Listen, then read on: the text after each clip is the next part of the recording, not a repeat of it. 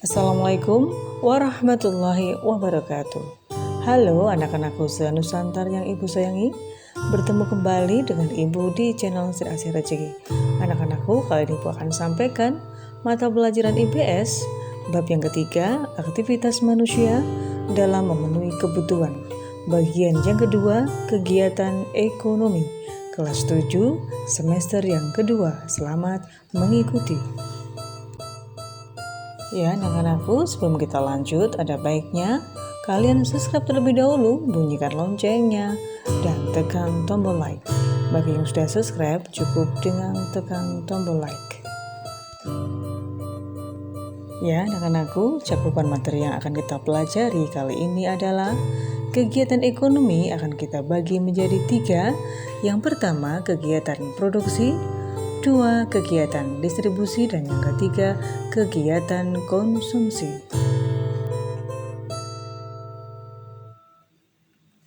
Ya, anak-anak yang hebat, marilah kita mulai mempelajari. Yang pertama adalah kegiatan produksi. Pengertian produksi bukan hanya sekedar menghasilkan barang, tetapi ada pengertian lain yang lebih luas.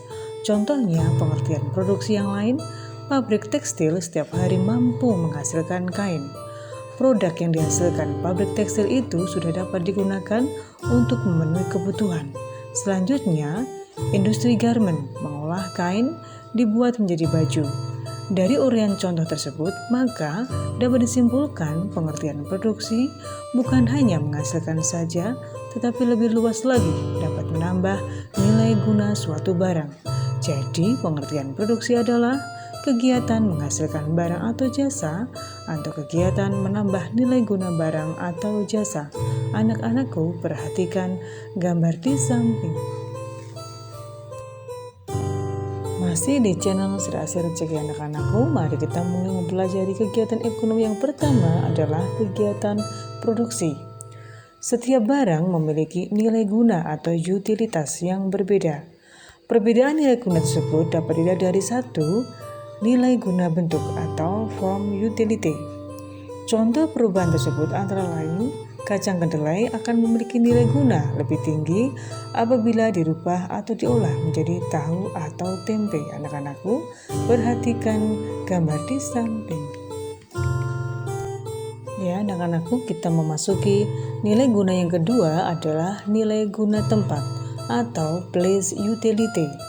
Contohnya, pasir akan bertambah nilai gunanya kalau dibawa ke toko bangunan.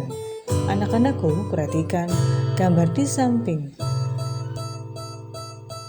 Ya, anak-anakku, nilai guna yang ketiga adalah nilai guna waktu atau time utility. Contohnya, jas hujan digunakan saat kehujanan, jaket digunakan pada saat kita kedinginan, payung kita gunakan pada saat hujan atau panas. Nilai guna barang tersebut akan bertambah kalau kita menggunakan pada saat kita membutuhkan. Anak-anakku, perhatikan gambar tersebut.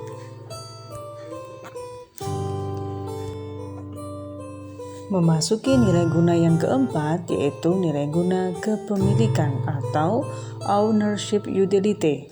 Misalnya, sepatu di toko belum memiliki nilai guna dan akan memiliki nilai guna kalau sepatu tersebut dibeli oleh seseorang atau kemudian dipakainya. Nilai guna barang bukan hanya ditentukan oleh kepemilikan saja, akan tetapi dapat juga dilihat dari siapa yang memilikinya. Contohnya, seorang pemilik restoran akan lebih baik apabila memiliki juru masak yang terkenal. Anak-anakku, perhatikan gambar di samping. Masih dalam kegiatan produksi. Produksi memerlukan faktor-faktor produksi atau sumber daya ekonomi. Faktor produksi dapat dibedakan menjadi 4 faktor, yaitu 1. Faktor produksi alam, 2. Faktor produksi tenaga kerja, 3. Faktor produksi modal, dan yang keempat, faktor kewirausahaan. Memasuki faktor produksi yang pertama adalah faktor produksi alam.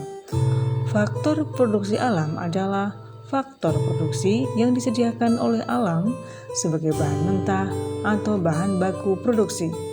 Misalnya, tanah sebagai sumber daya alam, dan manusia dapat menggunakan untuk lahan pertanian, pabrik, perkebunan, peternakan, tempat untuk usaha, dan lain sebagainya. Anak-anakku, perhatikan gambar di samping. Masih dalam faktor produksi alam. Faktor produksi alam yang kedua adalah hutan. Hutan dapat menghasilkan bahan mentah kayu. Anak-anakku, perhatikan gambar tersebut.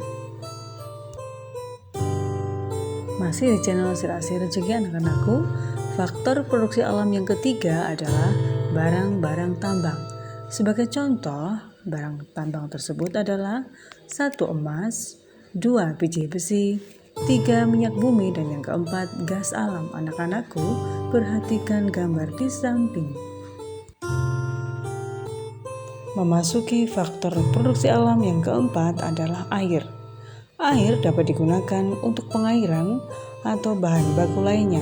Sebagai contoh, air sungai, air terjun, air laut, air waduk, air hujan, air danau, dan lain-lain. Anak-anakku, perhatikan gambar di samping. Masih di channel Sirasi Rezeki anak-anakku, mari kita mulai memasuki faktor produksi yang kedua, yaitu faktor produksi tenaga kerja. Tenaga kerja adalah sumber daya manusia yang dapat digunakan kemampuannya untuk proses produksi. Tenaga kerja dapat dibedakan menjadi 3. Yang pertama adalah tenaga kerja terdidik atau skilled labor. Adalah tenaga kerja yang menempuh pendidikan formal. Contohnya, tenaga kerja ini antara lain dokter, guru, dan konsultan. Anak-anakku, perhatikan gambar di samping. Memasuki tenaga kerja yang kedua, yaitu tenaga kerja terlatih atau trained labor. Tenaga kerja terlatih atau trained labor adalah tenaga kerja yang memiliki keterampilan yang terlatih, seperti montir, supir, tukang potong rambut, dan penjahit. Anak-anakku, perhatikan gambar tersebut. Memasuki faktor produksi tenaga kerja yang ketiga adalah tenaga kerja tidak terdidik dan tidak terlatih. Tenaga kerja tidak terdidik dan tidak terlatih adalah tenaga kerja yang tidak punya keterampilan, seperti tukang sapu, tukang sampah, dan kuli bangunan. Anak-anakku, perhatikan gambar di samping. Masih di channel Sirasi Rezeki anak-anakku, mari kita mulai mempelajari faktor produksi yang ketiga adalah faktor produksi modal. Modal adalah segala hasil produksi yang dibuat manusia dengan tujuan untuk menghasilkan barang-barang atau jasa-jasa lain. Modal tidak hanya berupa uang, tetapi bisa juga berupa barang. Contoh modal adalah gedung, mesin, bahan mentah atau bahan baku yang digunakan dalam proses produksi. Anak-anakku, perhatikan gambar di samping. Masih di channel Sirasi Rezeki anak-anakku, mari kita mulai mempelajari faktor produksi yang keempat adalah faktor produksi tentang kewirausahaan. Kewirausahaan adalah kemampuan seseorang atau beberapa orang untuk menyatukan semua faktor produksi agar dapat menghasilkan barang tertentu. Faktor produksi ini merupakan kemampuan menjalankan suatu perusahaan sehingga perusahaan tersebut dapat berjalan secara efisien dan menguntungkan. Kewirausahaan sangat besar peranannya dan sebagai penentu dalam pelaksanaan serta hasil yang ingin dicapainya. Anak-anakku, perhatikan gambar di samping. Ya, anak-anakku yang hebat, mari kita mulai memasuki materi yang kedua, yaitu kegiatan distribusi. Kegiatan distribusi adalah kegiatan untuk menyalurkan barang atau jasa dari produsen kepada konsumen. Selain pengertian tersebut, distribusi juga merupakan usaha untuk menambah nilai guna barang atau jasa. Lembaga atau perorangan yang melakukan distribusi disebut distributor. Tujuan distribusi adalah antara lain 1. Menyalurkan barang dari produsen kepada konsumen. 2.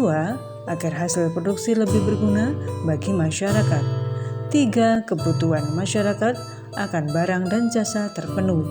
Dan yang keempat, agar kontinuitas produksi terjamin. Anak-anakku, perhatikan gambar di samping.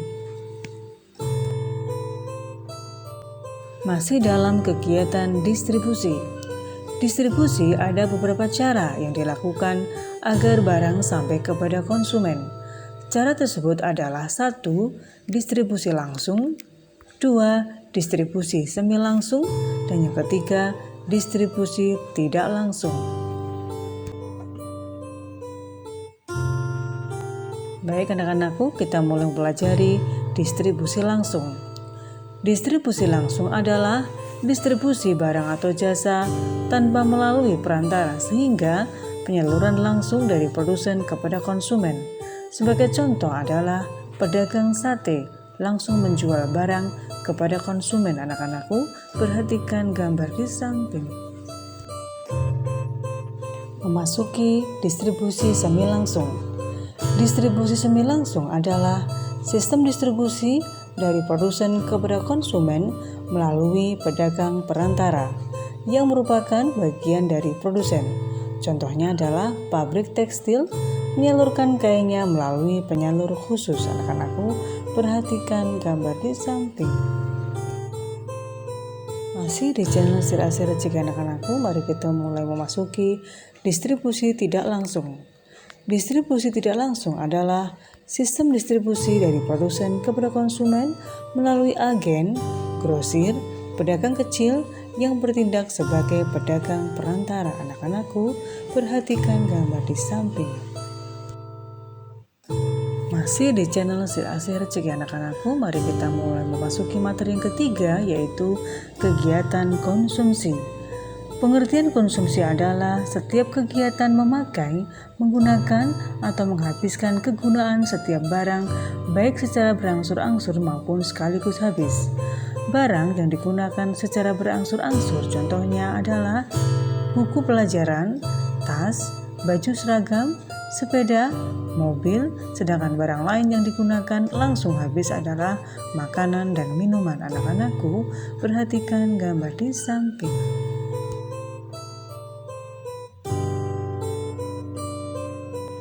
Masih di channel Sir-Asir Rezeki anak-anakku, masih dalam kegiatan konsumsi. Kegiatan konsumsi dapat dilakukan oleh rumah tangga keluarga, rumah tangga perusahaan, dan rumah tangga negara. Kegiatan konsumsi yang dilakukan oleh setiap rumah tangga berbeda-beda, baik dilihat dari jumlah maupun ragamnya. Memasuki kegiatan konsumsi yang pertama adalah kegiatan ekonomi rumah tangga keluarga. Keluarga adalah sekelompok orang yang dipersatukan oleh pertalian darah. Keluarga ini merupakan sekumpulan orang yang tinggal dalam satu rumah sebagai unit terkecil dalam suatu masyarakat. Keluarga merupakan kelompok yang sering melakukan kegiatan konsumsi. Setiap anggota keluarga mempunyai kebutuhan yang berbeda, baik dilihat dari jumlah maupun ragamnya. Sebagai contoh adalah kebutuhan anggota keluarga bisa berupa makanan dan pakaian, sedangkan kebutuhan keluarga adalah rumah, listrik, atau telepon. Anak-anakku, perhatikan gambar di samping. Masih dalam kegiatan konsumsi. Kegiatan konsumsi yang kedua adalah kegiatan ekonomi rumah tangga perusahaan. Perusahaan merupakan tempat berlangsungnya proses produksi. Pada saat memproduksi barang, perusahaan ini memerlukan bahan baku, tenaga kerja, dan modal. Pada saat perusahaan ingin menghasilkan barang atau jasa, maka perusahaan menentukan bahan baku, mesin, dan jasa tenaga kerja. Perusahaan dalam hal ini bukan hanya melakukan kegiatan produksi, akan tetapi juga menggunakan bahan baku, tenaga kerja, dan modal dalam proses produksi. Anak-anakku, perhatikan gambar di samping.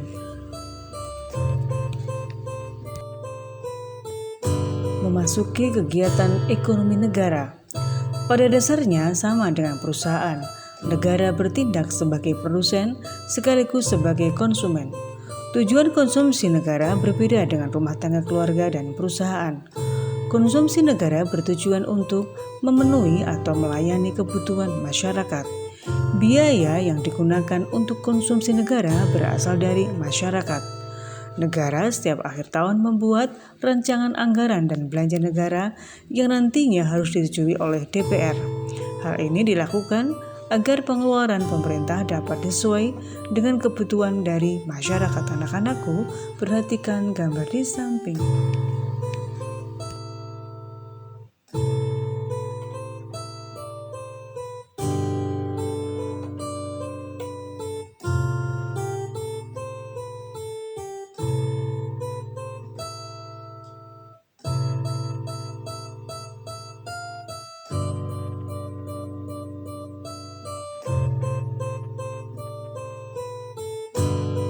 Ya, anak-anakku semua, untuk mengetahui sejauh mana pemahaman kalian tentang materi kali ini, Bu Guru akan sertakan 10 pertanyaan untuk kalian. Yang pertama, jelaskan apa yang dimaksud dengan produksi.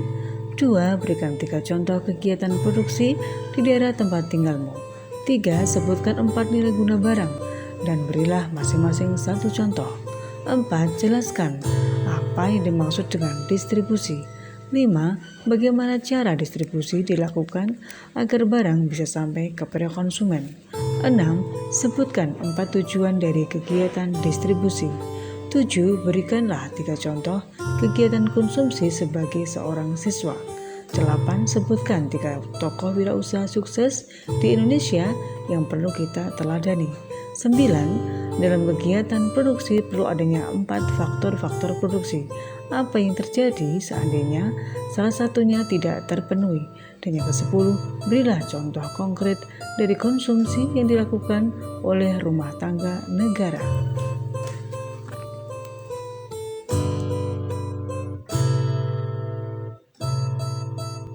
Ya, demikian yang bisa Ibu sampaikan. Semoga apa yang Ibu sampaikan menambah wawasan kalian tentang materi aktivitas manusia dalam memenuhi kebutuhan bagian kedua kegiatan ekonomi. Terima kasih, semoga bermanfaat. Salam jaga kesehatan. Wassalamualaikum warahmatullahi wabarakatuh.